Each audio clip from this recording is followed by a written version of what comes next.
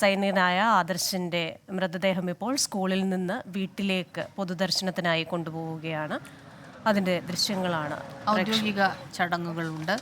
മിഥില ബാലൻ വിശദാംശങ്ങളുമായി ചേരുന്നു. മിഥില, അവിടെ നിന്നുള്ള വിവരങ്ങൾ.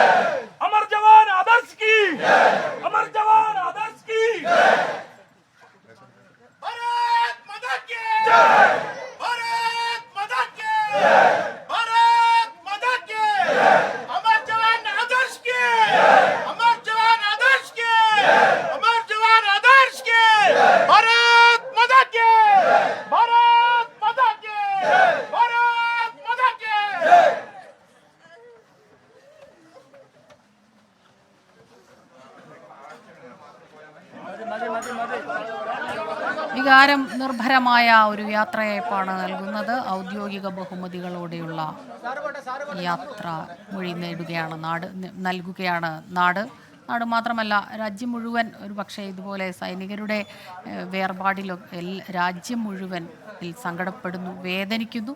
ആദരവോടെ തന്നെയാണ് അവർക്ക് യാത്രാമൊഴി നൽകുന്നത്.